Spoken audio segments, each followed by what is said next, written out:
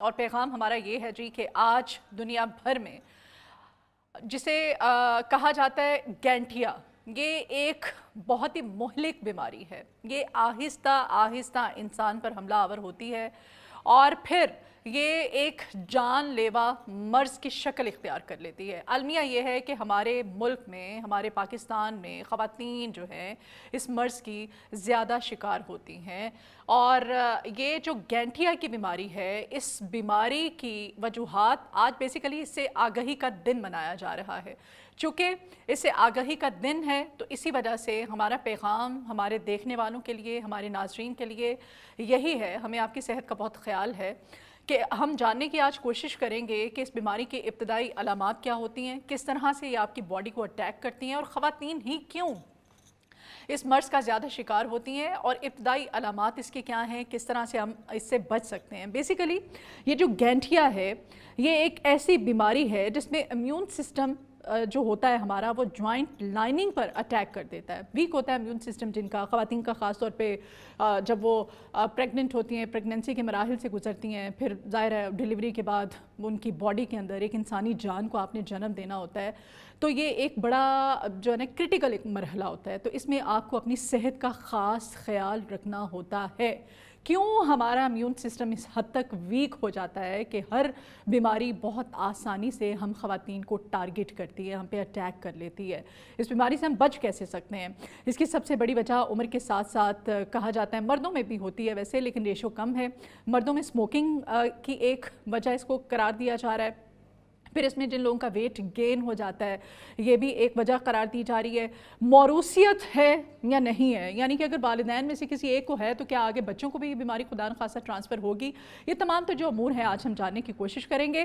یہ جو جوڑوں کا درد ہے اکثر ہم عمر یا تھکن سے جو ہے وہ ہمارے، آپ نے دیکھا ہوگا بہت زیادہ ایجڈ بھی نہیں ہوتے یہ لوگ، یہ خواتین میکسیمم 45+ ان کی ایج ہوتی ہے، تو اس مرض کی یہ شکار ہو جاتی ہیں، اور اس قدر پینفل ہوتا ہے ان کے لیے کہ ان کے لیے اٹھنا بیٹھنا مشکل ہو جاتا ہے۔ ان کو اٹھانے کے لیے بھی ایک بندہ چاہیے ہوتا ہے، اور بٹھانے کے لیے بھی، مطلب یہ آپ کی سٹفنس آپ کے جوڑوں میں آ جاتی ہے، اکڑ جاتے ہیں۔ صبح سو کے جب اٹھتے ہیں تو آپ کے جو جوائنٹس ہوتے ہیں وہ سوجے ہوئے ہوتے ہیں اور اکڑ جاتے ہیں۔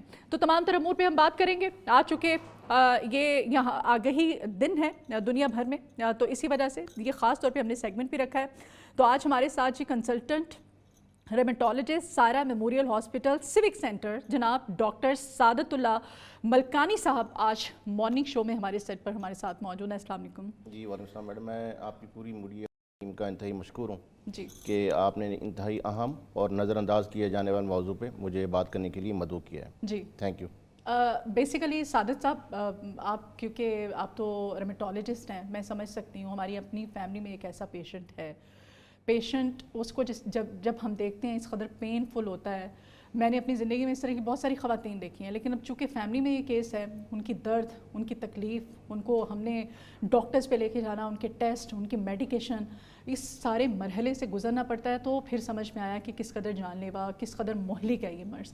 تو اس کی ابتدائی علامات کیا ہو سکتی ہیں کہ ہم کس طرح سے پہچان سکتے ہیں کہ یہ اب ہم پہ اٹیک کر رہی ہے بیماری ہے؟ اس میں میڈم جوڑ جو ہیں، کوئی بھی جسم کا جوڑ ہو، بے شک وہ چھوٹے جسم کے جوڑ ہوں یا جسم کے کوئی بڑے جوڑ ہوں، اور عمر کے کسی حصے میں، خاص طور پر خواتین میں درمیانی عمر میں زیادہ ہوتا ہے، بچوں میں بھی ہو سکتا ہے، بڑی عمر کے لوگوں میں بھی ہو سکتا ہے۔ اس میں جوڑ کے درد کے ساتھ ساتھ جوڑ میں سوزش ہوگی، سوزش کے ساتھ اس میں اکڑاؤ فیل ہوگا، اور اس اکڑاؤ یا سٹفنس کی جو دورانیہ ہوگا وہ بعض اوقات لوگوں میں آدھا گھنٹہ اور اس سے بھی زیادہ کا بھی ہو سکتا ہے، گھنٹے کا بھی ہو سکتا ہے، اور اس میں جوڑ میں گرمائش فیل ہوگی، اور اس جوڑ کی جو کام کرنے کی صلاحیت ہے وہ بھی متاثر ہوگی، یعنی وہ روٹین میں جو روزمرہ کے معاملات ہیں اس جوڑ کے متاثر ہونے کی وجہ سے وہ عام بندہ نہیں کر پائے گا۔ اور اگر یہ بیماری پیچیدگیوں کی شکل اختیار کر لے تو آپ کے جوڑ نکارہ ہو جاتے ہیں، ٹیڑھے میڑھے ہو جاتے ہیں، بے شکل ہو جاتے ہیں۔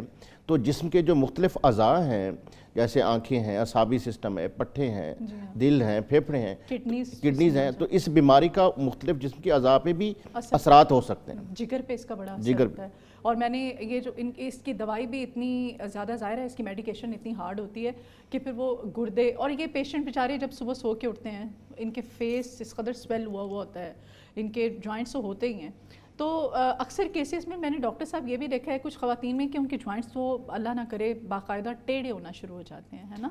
جی، اگر خاص طور پہ ہاتھوں اور پیروں کی جو ہڈیاں ہیں میں نے خود دیکھا. اگر اس کی مرض کی جو شدت ہے وہ بڑھ جائے اور پیچیدگیوں کی شکل اختیار کر لے تو جوڑوں پہ ٹیڑھے میڑے بے ربط بے شکل ہونا شروع ہو جاتے ہیں اور جو مریض ہوتا ہے وہ عمر بھر کی مزدوری کی طرف چلا جاتا تو ہے. وہ کون سی سٹیج ہوتی ہے یہ جس میں تو جوائنٹس اس لیے لمبے عرصے کے لیے جو چاہ رہے ہو ایون کافی سالوں سے لوگوں کو مسئلہ چاہ رہے ہو تو اگر وہ پراپر بر وقت علاج نہیں کروائیں گے، صحیح تشخیص نہیں کروائیں گے تو یہ بیماری پیچیدگیوں کی شکل اختیار کر لے گی اور اس صرف جوڑوں تک محدود نہیں ہوگی، جسم کے جو مختلف اعضاء ہیں کوئی بھی اعضاء وہ بھی اس کے ساتھ ساتھ متاثر ہو سکتا ہے. اچھا، خواتین میں جیسے کہ میں نے بتایا ویسے خواتین میں اس کے کیسز زیادہ دیکھے جاتے ہیں، کیا ہارمونل چینج ہوتا ہے؟ اب اس کی کیا ریزن ہے کہ یہ جلدی خواتین کو اٹیک کرتا ہے؟ جی، خواتین میں اس کی موجودگی زیادہ ہے. اس کی وجہ یہ کہ بیک گراؤنڈ میں ہارمونل لنک ہے اس کے ساتھ، ایسٹروجن ریلیٹڈ. دوسرا سٹریس ریلیٹڈ ہے. تیسرے نمبر پہ جو حساسیت ہے امیون سسٹم کی خواتین میں وہ زیادہ ہے. اچھا، تو یہ 3 میجر فیکٹر ہیں جس میں خواتین میں اس کی موجودگی کو زیادہ پایا جاتا ہے. اس کے علاوہ جنیاتی عوامل بھی کار فرما ہیں، ماحولیاتی عوامل بھی کار فرما ہیں، باہر کے آنے والے وائرسز ہیں، بیکٹیریا ہیں. سمجھنا یہ ہے کہ آپ کے جوڑ کے اندر جو جھلی ہے وہ سوزش کر جاتی ہے. جسے بون میرو کہتے ہیں. نہیں، جوڑ کے اندر جھلی ہے جس کو سینوویم کہتے ہیں، سینوویم، جس کو لائننگ آپ کہہ رہی تھی. تو جب وہ سوزش کر جاتی ہے اس کی بیک گراؤنڈ میں وجہ امیون سسٹم کی ویکنس ہے. اب میں سادہ زبان میں بتاتا ہوں کہ امیون سسٹم کیا ہوتا ہے. امیون سسٹم بیسیکلی آپ کے جسم کا ڈیفنس سسٹم ہے، قوت مدافعت کا وہ نظام ہے جو باہر سے آنے والی بیماریوں سے، مختلف وائرسز سے، بیکٹیریا سے آپ کے جسم کی پروٹیکشن کرتا ہے. اگر کسی بھی وجہ سے وہ امیون سسٹم آپ کا ویک ہو جائے تو وہ آپ کے جسم کے مختلف حصوں کو نقصان دیتا ہے. اب اس مرض میں آپ کے وہ جوڑوں پہ اٹیک کرتا ہے اور اس کو نقصان دینا شروع کر دیتا ہے. تو ایسے پیشنٹ اس کا کوئی مستقل علاج ہے یا پھر آپ کو میڈیکیشن پہ ہی رہنا پڑتا ہے کہ آپ کو فار لائف آپ کو میڈیسن یوز کرنی پڑتی ہے؟ اس کا 100% قابل علاج مرض ہے اگر صحیح وقت پہ اس کی تشخیص ہو جائے اور بر وقت علاج شروع کیا جا سکے. کس سٹیج پہ ہو پیشنٹ اس کی علامات میں اسی لیے آپ سے پوچھ رہی تھی کہ اس کو پتہ چل جائے نا کہ میں نے ایک ماہر ڈاکٹر کے پاس جانا ہے، مجھے فوری طور پر جانا چاہیے کہ خدا نخواستہ مرض بگڑ نہ جائے. جی، اس کے جو ڈینجر سائن ہیں، جو علامات ہیں جو آپ میرے سے پوچھنا چاہ رہی ہیں، میں بتا رہا جوڑ کے اندر درد ہو، اس کی سوزش شروع ہو جائے، اس میں گرمائش فیل ہو، اس میں اکڑاؤ فیل ہو، نکلتی ہے اس میں سے، اس میں جوڑ سوجا ہوا ہوگا اس کا. اور کوئی بھی جسم کا اگر جوڑ سوزش کر رہا ہے تو آپ نے نظر انداز نہیں کرنا. جب سوزش کرے گا تو اس میں گرمائش بھی فیل ہوگی، اس میں اکڑاؤ بھی فیل ہوگا اور اس کے ساتھ ساتھ اس کے جوڑ کی صلاحیت جو کام کرنے کی ہے، حرکت ہے، وہ بھی متاثر ہوگی. اور اسپیشلی جو لوگ صبح اٹھتے ہیں، سب اسپیشلی ان کے جوڑوں کے ہاتھ اکڑے ہوتے ہیں اور ان کی جو اکڑاؤ کا جو ڈوریشن ہے، جو دورانی ہے، بعض لوگوں کا آدھے گھنٹے سے زیادہ کبھی ہو سکتا ہے. تو تمام وہ لوگ وہ عمر کے کسی بھی حصے میں ہوں، اگر ان میں یہ علامات ظاہر ہو رہی ہیں تو آپ نے ان علامات کو نظر انداز نہیں کرنا. اپنے ماہر جو قریبی روماٹولوجسٹ ہے ان کو چیک کروانا ہے تاکہ ارلی بیس پہ اس بیماریوں کی پیچیدگیوں کو روکا جا سکے. اچھا، اس میں ذہنی دباؤ، سٹریس، یہ بھی ایتھلیٹکس کی ایک وجہ بن سکتی ہے. جو خواتین بہت زیادہ ڈپریشن میں ہوتی ہیں، بہت زیادہ سٹریس لیتی ہیں، کوئی نہ کوئی ٹینشن ہر انسان کی لائف میں ہوتی ہے، یہ بھی ایک اس کی کاز ہے. جی، اس کی کیونکہ امیون سسٹم اس میں ٹریگر ہوتا ہے تو سٹریس جو ہے وہ اس بیماری کو بڑھانے میں اور بگاڑنے میں اس کا انتہائی اہم رول ہے. اچھا، بہت ساری آپ کو ظاہر دوائیاں کھانی پڑتی ہیں، اتنی بھر کے مٹھی آپ کو گولیاں کھانی پڑتی ہیں. ان گولیوں کا پھر کیا آپ کی کڈنیز پہ بڑا سائیڈ ایفیکٹس بھی ہوتے ہیں ظاہر ہے. تو گردے آپ کے بڑی زیادہ، ویسے آپ نے کہا کہ ہر آرگن پہ یہ خدا نخواستہ اٹیک کر سکتا ہے، ظاہر ہے بیماری ایسی ہے، لیکن سب سے پہلے آپ کی کڈنیز کو اٹیک کرتا ہے. Is it? نہیں، اس میں کوئی بھی اعضاء متاثر ہو سکتا ہے. ضروری نہیں کہ وہ کڈنیز کو افیکٹ کرے، وہ آپ کے آئیز پہ افیکٹ کر سکتا ہے. آپ کے پھیپھڑوں سوجن ہوتی ہے، سوجن کا بیسیکلی یہی سمجھا جاتا ہے نا، ہمارے یہاں تو یہی تاثر ہے کہ آپ کے خدا نخواستہ گردوں میں کوئی پرابلم ہے تو آپ کے سوجن ہو گئی. دیکھیں، وہ روٹین میں لوگ اسٹیرائڈ کھا رہے ہوتے ہیں لمبے عرصے کے لیے، تو اس کی وجہ سے بھی ان کو پفینس اور سوزش کا والا عمل ہو سکتا ہے. اور کچھ لوگ اس کے ساتھ اور میڈیکیشن بھی کھا سکتے ہیں. تو کڈنی کو افیکٹ ضرور کرتی ہے، لیکن یہ کہنا کہ جو پفینس ہو رہی ہے وہ کڈنی کی وجہ سے، تو یہ تو اس کی ڈیٹیل ہسٹری اور اس کے معائنہ کرنے کے بعد ہی اس کو بتایا جا سکتا ہے کہ اصل وجہ کیا ہے اس کی. بیسیکلی یہ بیماری کس ایج میں سٹارٹ ہوتی ہے؟ اگر آج کل نوجوان بھی اس کا کہتے ہیں ٹارگٹ ہو رہے ہیں. اس میں بچوں میں بھی ہو سکتی ہے. اگر بچوں والا ارتھرائٹس ہوگا تو اس کو جووینائل رومیٹوئڈ ارتھرائٹس کہتے ہیں, یعنی عمر کا وہ حصہ جس میں بچوں یعنی 16 سال سے کم عمر کے بچوں میں اگر یہ گنٹھیاں آنا شروع ہو جائے تو اس کو جووینائل ہم رومیٹوئڈ ارتھرائٹس یا جووینائل ایڈیوپیتھک ارتھرائٹس کہتے ہیں. اور اگر درمیانی, ایون یہ بڑے لوگوں میں بھی ہم نے دیکھا ہے, یہ ضروری نہیں کہ 45 سے کم عمر میں ہوگا, بڑی عمر میں نہیں, یہ عمر کے کسی حصے میں بھی ہو سکتا ہے. اور اس کی جو ریزن ہے وہ میں نے آپ کو بتائی ہے. تو سمجھنے والی بات یہ ہے کہ آپ کے جوڑ کے اندر جو امیون سسٹم ہے جس کا کام اس جوڑ کی پروٹیکشن ہے وہ ویک ہو جاتا ہے. اور ویک ہونے کی بیک گراؤنڈ میں وجوہات ماحولیاتی عوامل سے لے کے جنیاتی عوامل, سٹریس, وائرسز, بیکٹیریا, کافی ساری وجوہات ہیں. تو وہ جب سسٹم ویک ہوتا ہے تو جوڑ آپ کا درد کرنا, سوزش کرنا, اکڑاؤ اور گرمائش اس میں فیل ہونا شروع ہو جاتی ہے. اور اس لیے اس طرح کے مریضوں میں بر وقت تشخیص بہت ضروری ہے. اور اگلا سوال کہ وہ جو آپ پوچھنی ہے میرے سے, آنکھوں پہ سوزش ہو جاتی ہے یا پیروں پہ سوزش ہو جاتی ہے, جی, اس میں اہم یہ ہے کہ آپ نے ان کے امیون سسٹم کو ریگولیٹ کرنے والی دوائیوں پہ ڈالنا ہے جلدی سے جلدی. ان کی درد کی دوائیاں, ان کے اسٹیرائڈ کے کورسز کو بند کرنا ہے تاکہ بیماریوں کے جو نقصانات ہیں اسٹیرائڈ اور درد کی گولیوں کے, معدے پہ ہیں, گردے پہ ہیں, اور بھی ہیں, چہرے پہ سوزش ہو جاتی ہے, ہڈیاں لمبے عرصے کے لیے بربرے پن کا شکار ہو سکتی ہیں. اس کے علاوہ شوگر ہے, بلڈ پریشر بڑھ جاتا ہے, آنکھوں پہ اس کے اثرات ہیں. تو ان اثرات کو روکنے کے لیے آپ نے ارتھرائٹس کنٹرول یعنی رومیٹوئڈ ارتھرائٹس, گنٹھیا کو کنٹرول کرنے والی جو اسپیسیفک میڈیکیشن ہے جو کہ دنیا بھر کے تمام ممالک میں, الحمدللہ پاکستان میں بھی رعایتی قیمت پہ دستیاب ہیں, آپ نے وہ سٹارٹ کرنی ہے تاکہ آپ کی بیماری کی جو روٹ کاز ہے اس کا علاج کر کے اس بیماری کو کنٹرول کیا جا سکے. تو پھر ایسے پیشنٹ میں پین بھی تو بہت زیادہ ہوتی ہے, ان کو اتنا درد ہوتا ہے, جیسے میں بتا رہی تھی, ان کو تو یہ بیٹھ جائیں تو ان کو اٹھانا مشکل ہے, اگر یہ کھڑے ہیں تو ان کو بٹھانا مشکل ہے, ان کی باڈی میں اتنی سٹفنس ہوتی ہے. تو ایسے پیشنٹس کو پھر کیا, اگر پین کلر نہیں لیں گے تو یہ تو بڑا ان کے لیے جی میں بتا دردناک ہے. یہ بہت اہم سوال ہے آپ کا. ہم نے دیکھا ہے کہ مریض اپنے آپ ان کو درد کی گولیاں اور اسٹیرائڈ لے رہے ہوتے ہیں. اس کا درد کی دوائیاں اور اسٹیرائڈ مستقل حل نہیں ہے, وہ عارضی حل تو ہو سکتی ہے. اس کے مستقل حل جو ہے, اس کا جو مستقل علاج ہے وہ اس کی اسپیسیفک میڈیکیشن ہے جو کہ پاکستان میں بھی الحمدللہ دستیاب ہے. اب آٹومیٹک سی بات ہے, اگر جوڑ درد کر رہا ہے, اس میں سوزش ہو رہی ہے, تو وہ درد کی گولیوں سے, اسٹیرائڈ سے وقتی طور پہ تو ٹھیک ہو جائے گا کچھ عرصے کے لیے. اس کے بعد اس کے سمٹم دوبارہ ریلیپس, دوبارہ سمٹم آنا شروع ہو جائیں گے. تو ہم نے اس بیماری کا اس کی مخصوص دوائیوں سے علاج کرنا ہے, نہ کہ ان اسٹیرائڈ سے اور درد کی گولیوں سے لمبے عرصے کے لیے کرنا ہے. اچھا, مستقل علاج ہے اس کا؟ جی الحمدللہ 100% اس کا مستقل. اس کی کوئی سٹیجز ہوتی ہیں کہ خدا نخواستہ اگر کسی سٹیج پہ پہنچ جائے تو پھر علاج ممکن نہیں ہے؟ کس سٹیج پہ جا کے بھی علاج ممکن ہے اس کا مستقل علاج؟ جی یہ بھی بہت عام سوال ہے. اگر اس کے جوڑ ٹیڑھے میرے بے ربط بے شکل ہو گئے ہیں تو ان کی واپسی بہت مشکل ہے. لیکن اگر ان جوڑوں کے اندر سوزش کا عمل چل رہا ہے تو ان دوائی ادویات کے استعمال سے وہ سوزش رک جائے گی. ایکٹیو فیزیو سے, ان اسپیسیفک ادویات کے استعمال سے ہو سکتا ہے جوڑ وہ واپس آ جائیں. لیکن اگر ان میں ڈیفارمٹی, وہ سوزش کا عمل لمبے طویل دورانیہ کا ہو گیا تو ان میں شاید واپسی مشکل ہے. یہ موروثی بیماری ہے, اگر پیرنٹس میں سے ماں کو ہے یا باپ کو ہے تو یہ ضروری ہے خدا نخواستہ کہ بچوں میں بھی یہ ٹرانسفر ہوگی بیماری؟ یہ بھی بہت غلط کنسیپٹ ہے, تصور ہے ہمارے معاشرے میں کہ چونکہ پیرنٹس کو ہے تو آگے فیملی میں ہر صورت میں جائے گا. یہ بالکل غلط ہے. ہم نے ایسے لوگ دیکھے ہیں شوگر کے بارے میں جیسے کہا جاتا ہے, ان کی فیملی میں دور دور تک کسی کو بھی گنٹھیا یا اس مسئلہ نہیں ہے. تو ضروری نہیں ہے کہ آگے کسی کو ہونے کے چانس تو کسی کو بھی ہو سکتے ہیں, لیکن یہ کہنا کہ چونکہ فیملی میں ہے تو آگے بھی پھیل جائے گا, اگر ماں کو ہے تو بچوں میں پھیل جائے گا, یا جن لوگوں کو گنٹھیا ہے وہ فیمیل اسپیشلی ہماری وہ شادی نہیں کر سکتی. یہ ہمارے منفی تصورات ہیں معاشرے میں جو کہ پریویل کرتے ہیں. خدا نخواستہ بچے کو, مطلب ضروری نہیں ہے کہ بچے کو بھی. جی بالکل 100%. ہاں, یا آپ ایسی خواتین جیسے ڈاکٹر صاحب بتا رہے ہیں کہ اگر کسی بچی کو ہیں یا کسی لڑکی کو تو ایسا نہیں ہے کہ اس کی شادی کریں گے آپ تو بچوں کو بھی ہو سکتا ہے. میڈیکلی سائنٹیفکلی یہ ریسرچ وہ بتا رہے ہیں ایسا کوئی خطرہ نہیں ہے. غذا, ڈائٹ بہت میٹر کرتی ہے ایسے پیشنٹس کے لیے. ان کو ہر طرح کا میٹ ان کا بند کر دیا جاتا ہے.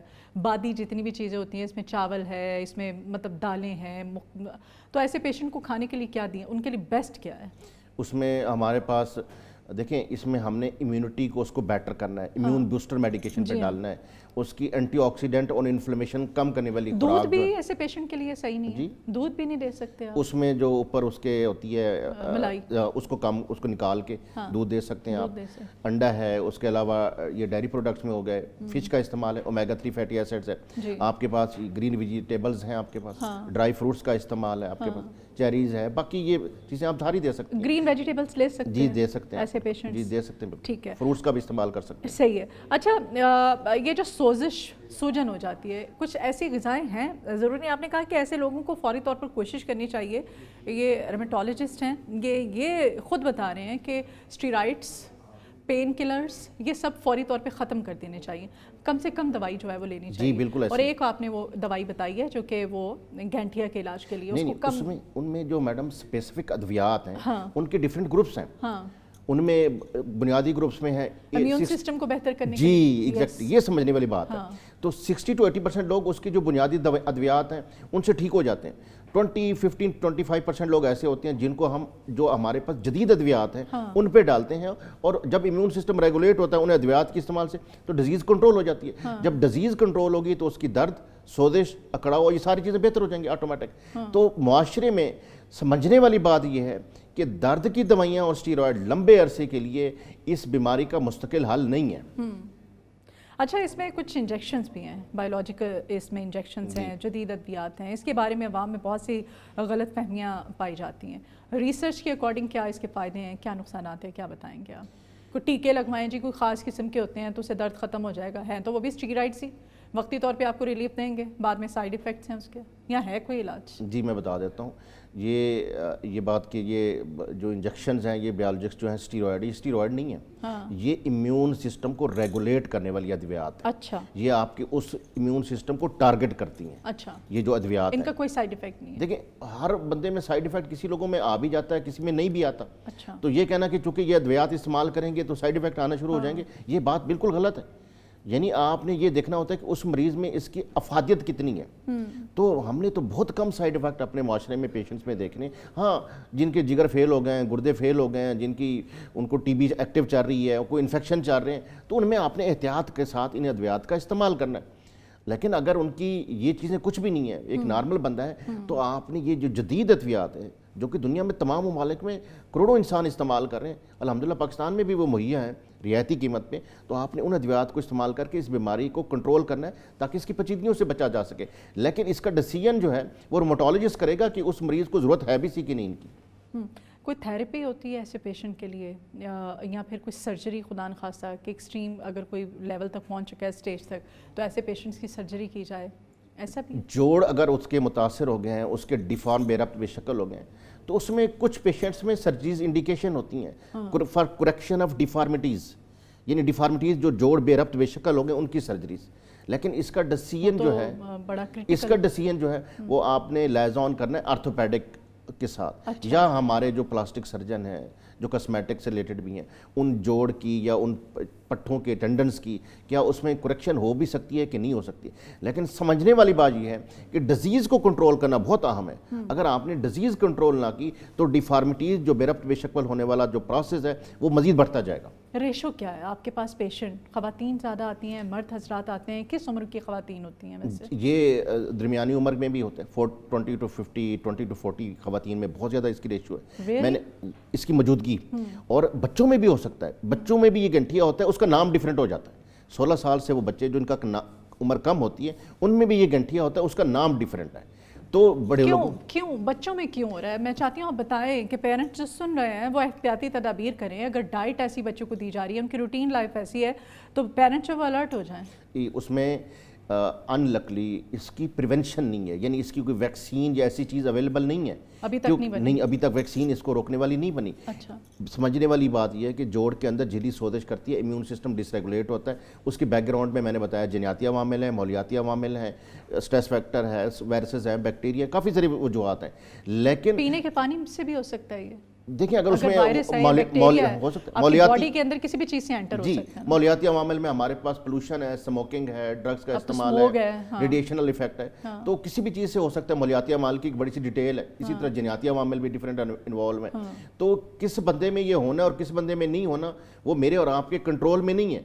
हमारे कंट्रोल में है कि लेकिन हम बच तो सकते हैं ना। हाँ, एग्जैक्टली। बर वक्त तशखीस, ارلی آپ کو یہ چیزیں اگر آ رہی ہیں، جوڑ کوئی بھی آپ کا درد بھی کر رہا ہے، سوزش بھی کر رہا ہے، تو آپ نے اس کو نظر انداز نہیں کرنا. ضروری نہیں ہے کہ اس کو گنٹھیا چل رہا ہو، اس کو گنٹھیا کی کوئی اور ارتھرائٹس کی کوئی اور شکل چل رہی ہے. میں مثال دیتا ہوں، اس کو ہو سکتا ہے یورک ایسڈ والا، اس کو چمبل کا ارتھرائٹس ہو. ایگزیکٹلی میں یہ یورک ایسڈ کے پیشنٹس کی طرف بھی آنے والی تھی جو اوور ویٹ ہو جاتے ہیں. یورک ایسڈ کا بہت پرابلم ہوتا ہے خواتین میں. سب سے پہلے یہ کیا آپ کو نہیں لگتا ہے کہ یہ جو ہمارے یہ جوائنٹس ہوتے ہیں پیروں کے، اس کو ٹکنا کہیں گے نا، ٹکنے کی ہڈی سے یہ اسٹارٹ ہوتا ہے. آپ کے پیر سوج جاتے ہیں جب آپ کو بہت زیادہ دیر تک کے لیے بیٹھنا پڑتا ہے، یا آپ ہائی ہیلز پہنتے ہیں، آپ بہت زیادہ ورک لوڈ ہے آپ پہ، تو آپ کے یہاں پہ سویلنگ ہو جاتی ہے.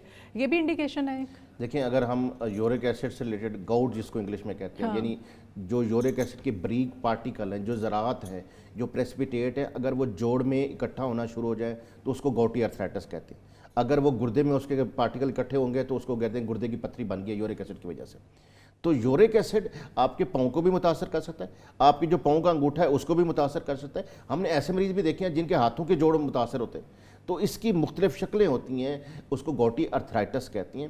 لیکن اس کا تعین کرنا بہت ضروری ہے کہ صرف ضروری تو نہیں ہے اس کو گاؤٹی، لیکن ہم نے گاؤٹی ارتھرائٹس جو ہے وہ عمر کے بڑے سے لوگوں میں زیادہ دیکھا ہے. لیکن وہ ارتھرائٹس گاؤٹی ارتھرائٹس یعنی یورک ایسڈ والا ارتھرائٹس جن کی میل انوالو ہے، جن کی فیملی میں چل رہا ہے، ان میں درمیانی عمر کے لوگ زیادہ متاثر ہوتے ہیں.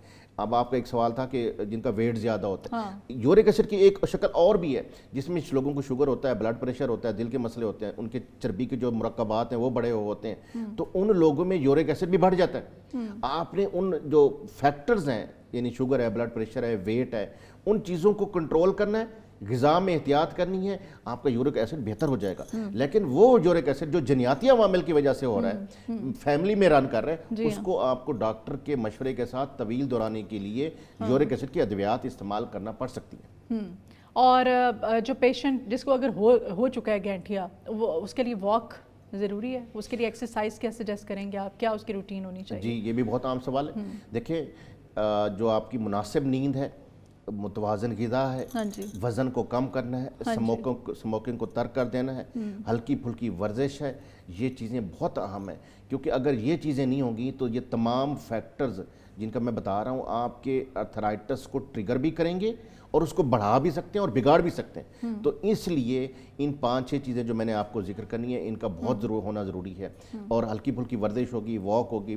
اگر آپ کے جوڑ متاثر ہوئے ہیں تو آپ نے ان کی ورزش کرنی ہے، آپ کے گھٹنے متاثر ہونے ہیں تو ان کی آپ نے ورزش کرنی ہے. یہ آپ کی سپورٹیو مینجمنٹ ہے ان ادویات کے استعمال کے ساتھ ساتھ. ٹھیک ہے جی، بہت شکریہ ڈاکٹر صاحب آپ کے آنے کے لیے. آپ نے اتنا ٹائم نکالا ہے آج ہی ہمارے ساتھ.